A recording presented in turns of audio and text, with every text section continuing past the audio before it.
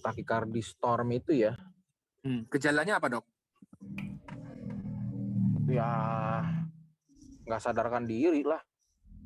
Atau dia bagian dari, atau sesak napas hebat ya. Jadi sebenarnya dia sesak napas hebat, mungkin keadaan nyeri dada, sesak napas hebat. Tapi kalau kita lihat di ronsennya memang ada gambaran edema paru. Edema paru tuh ada cairan yang terendam di dalam paru-paru ya, gara-gara gangguan pompa jantung.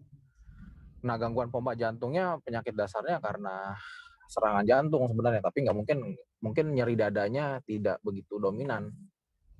Ya bisa dominan, bisa enggak ya. Pokoknya intinya yang mendasari bisa gangguan serangan jantung, yang pembuluh darah jantung koronernya terganggu, kemampuan pompanya turun, lalu terendam cairan di paru-paru. Nah, pada saat dia seperti itu bisa ada gangguan irama jantung. Nah, gangguan irama jantungnya jadi kalau misalnya dokter terima, bisa tampilannya orangnya nggak sadarkan diri, bisa dalam kondisi sesak napas hebat atau nyeri dada hebat. Ya, yang paling kasihan sebenarnya sudden cardiac death ya. Jadi misalnya meninggal di rumah, nggak ada yang tahu, tiba-tiba ditelepon-teleponin nggak bisa, meninggal. Nah, itu kan nggak enak. Yang model begitu. Udah pasti nggak enak lah, Dok. Iya, maksudnya kan sebenarnya kan bisa di ini ya. Nah, kalau misalnya sering kayak begitu kasusnya, misalnya kalau kalau saya dulu nanganinnya ya itu, dia ada serangan jantung, bisa sesak napas atau nyeri dada ya. Lalu pas waktu dirawat di ruangan intensive cardiac care unit, dia tiba-tiba penurunan kesadaran dan ada bunyi tit gitu ya, ada bunyi aba-aba bahwa ini ada gangguan irama. Lama-lama orangnya bengong, habis itu henti jantung, kita pompa, kita setrum jantungnya, ntar balik lagi. Nah tuh ada tuh yang susah tuh, misalnya balik lagi, ntar nggak lama begitu lagi, berulang lagi. Nah kalau dia berulang gangguan irama jantungnya akibat dari ventrikelnya ya, ventrikel tuh dokter sesenes mungkin mesti nunjukin gambar sih biar ada bayangan. Terus sama itu dalam 24 jam serangannya 3 kali, ya lebih dari 3 kali. Gitu, itu repot itu. Yang jaga repot, yang ini mesti masukin intervensi langsung, mesti buru-buru intervensi.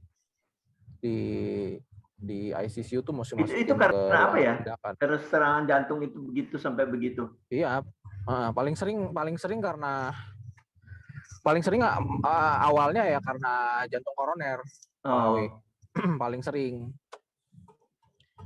Soalnya ya, kalau mau diurut, kalau saya ingatnya kalau alergi, nyerangnya ke jantung. Berdebar-debar.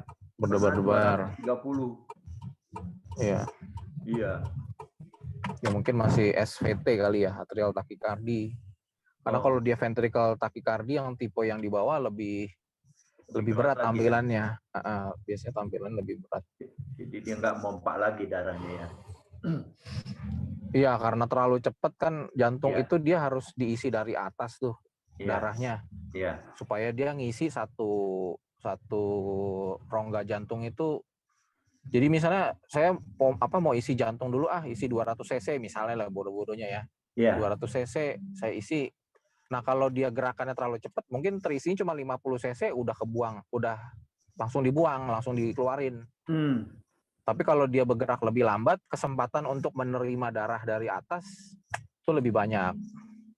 Jadi kalau gerakannya dia kontraksi sama relaksasinya terlalu cepat, ya mungkin terimanya cuma dikit, 20 cc langsung dibuang, ya apa isinya 20 cc. Tekanan darahnya nggak ada, keluar. Tekanan darah keluar nggak ada, penurunan kesadaran. Ya sama aja kayak kita pompa air ya pakai tangan. Kalau kita pompa air pakai tangan itu yang frekuensi cepat-cepat gitu, yang nggak keluar airnya. Iya, jadi kalau misalnya kalau yang ventricle tachycardia ini yang dibahasakan mau storm badai ini, ya kita harus lihat gambaran rekam jantungnya, posisinya tuh di ventricle. Ya memang ada gambaran yang khas ya. Ya, saya nggak tahu dokter Shalom, Dennis Dok. mau nafsu. Ini saya kasih gambarnya, Dok.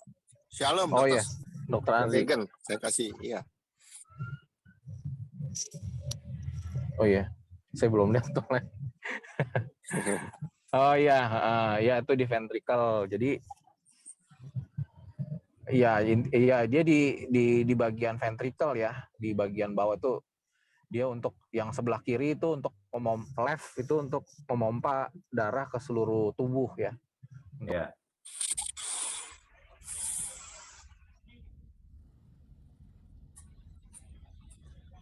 Lalu suara saya hilang ya? Enggak, ada masih. Jelas Oh, iya, kedengaran. Iya, jadi kalau misalnya itu paling sering kasusnya serangan jantung. Jadi misalnya dia ada sumbatan pembuluh darah utama, lalu di ventricle kirinya sumbatannya terjadi di situ ya. Banyak area ventricle kiri yang tidak dapat aliran darah. Ya berarti dia kemampuan pompanya turun, kemampuan pompa turun. Lalu dari hasil gangguan sel-sel otot jantung yang mengalami kekurangan aliran darah itu bisa terjadi gangguan electricity ya, gangguan electricity jantung juga. Dia bisa terjadi ventricle tachycardia yang membahayakan gitu. Jadi kalau saya sih paling sering dapatnya ya itu ya kasusnya yang serangan jantung sebenarnya. Ya, bisa modelnya mungkin gak nyeri dada atau sesak napas hebat gitu. Nah itu kalau yang susah-susah gitu kita mesti cepet tuh. Jadi pas dia langsung ini EKG, ronsen, lihat tampilannya apa, problemnya dari jantung, sesak napasnya atau bukan. Yeah. Kalau dari jantung, rekaman jantungnya seperti apa? Oh rekaman jantungnya seperti ini. Misalnya kita curiganya ini modelnya ada gambaran serangan jantung juga nih, selain ada gangguan irama. Itu mesti mikir cepet tuh, langsung jangan lama, straight langsung dibuka pembuluh darahnya, misalnya dipasang ring gitu ya, langsung di jam itu juga kalau bisa. Pas datang langsung cepet, langsung main, bread. Ya, itu juga belum tahu kita bakal apa ya, ya kita masih evaluasi lagi nih, nanti setelah dia dipasang dibuka pembuluh darahnya, gangguan electricity-nya juga kambuh-kambuhan lagi nggak? Kalau masih kambuh-kambuhan, masuk yang lain misalnya. Pertimbangan ya pertama kalau serangan di ruangan kita tolong dulu ya dengan CPR, dengan pemberian obat-obatan.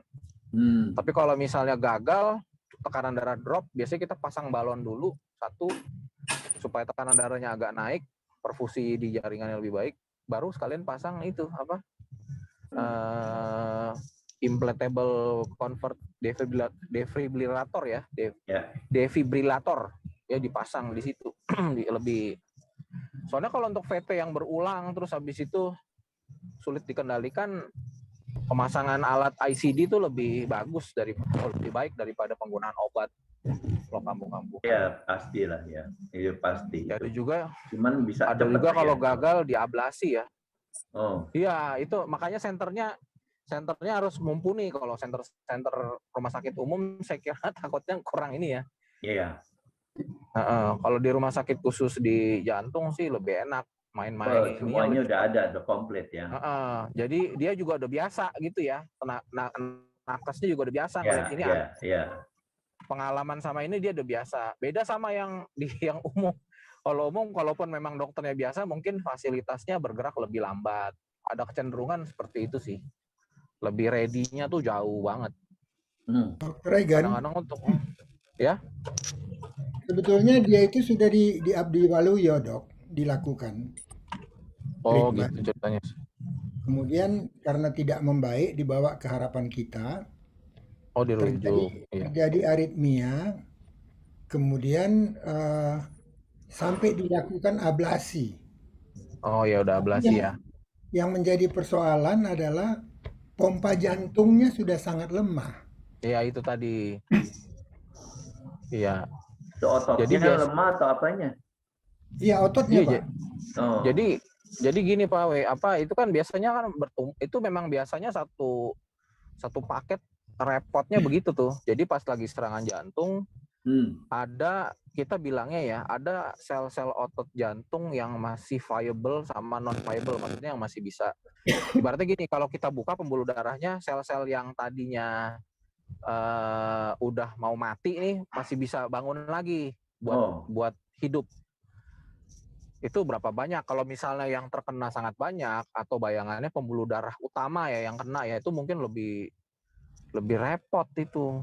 Ya dugaan sih ya, saya nggak tahu.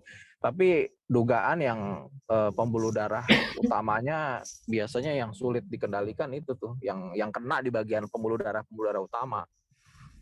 Jadi pada saat dia ada sel-sel yang banyak yang tidak hidup di bagian ventrikel kiri yang kemampuan pompanya rendah, maka kemampuan pompanya turun. Misalnya tadi normalnya di atas 55%. Manusia normalnya di atas 55%. Nanti pas saat dia serangan itu mungkin jadi 25%. 25%. Nah, jadi kemampuan pompanya jadi lebih lemah, walaupun tidak diharapkan tidak meninggal ya, pasiennya masih bisa ditolong, tapi kemampuan pompanya turun. Nah, kalau dia gangguan irama lagi, jadi misalnya itu masih bisa mempertahankan hidupnya. Nah, kalau dia pas posisi udah modal tinggal 25%, jadi serangan lagi, gangguan irama lagi. Itu lebih susah lagi ngebalikinnya. Lagi ngebalikinnya. Karena modalnya di 25%. Apalagi ini ya, tekanan darahnya udah drop. Tekanan darah udah drop, biasanya kita tadi, yang saya ulang tadi, biasanya kita tekniknya dipasangin balon dulu, biar tekanan darah setidaknya tekanan darahnya itu agak naik ya. Baru habis itu kita ada biasanya skor ya. Kalau nggak salah saya lupa. Itu untuk memprediksi kira-kira resiko untuk diablasinya itu besar atau enggak gitu. Itu ablasi itu maksudnya gini, ada electricity yang biasanya pos serangan jantung ada scar, ada jaringan ikat. Kalau kita sembuh kan biasanya ada jaringan kulit kita yang sembuh tapi nggak kulit normal gitu Pak, tapi di jantung, scar lah pokoknya ya. Nah, scar itu bisa menjadi pencetus serangan berulang, ventricle tachycardia storm itu. Jadi misalnya udah dibuka lah kasarnya, udah dibuka pembuluh darahnya, tapi mungkin kemampuan pompanya turun tadi seperti yang saya bilangin. Lalu ada scar yang tadi itu tiba-tiba bikin electricity-nya terganggu, serangan ventricle tachycardia ditolong-tolong nggak bisa. Akhirnya tensinya udah drop, dipasang balon dulu biar tensinya agak naik. Baru sekalian dikerjain lakukan ablasi. Nah, tapi pada saat ngerjain ablasi juga ada resikonya sih, bisa serangan lagi di dalam tuh pas lagi ablasi. Itu memang susah-susah ini ya, ngerjainnya ada resikonya yang mesti dikerjain. Kalau misalnya balon pumpnya udah terganggu nggak bisa, mungkin pakai ECMO. Nah, saya nggak tahu deh, udah sampai di level ECMO nggak kemarin tuh. ECMO tuh dia ini ya, kemampuan pompa sama nafasnya tuh udah diambil sama mesin sama sekali. Itu juga buat COVID juga sering digunain tuh untuk level-level sentral di rumah sakit sentral punya sih, beberapa doang yang punya. Sambil ngobatin jantungnya gitu. Tapi itu udah Dok, susah Dok. Angka kematiannya tinggi ini ya, Dok. Iya, tinggi sekali. Ini bagi yang ahli nih. Mungkin kalau yang awam kayak kita VES, Dok, mungkin yang awal-awal, Dok. Oh iya. Ventricular extract system.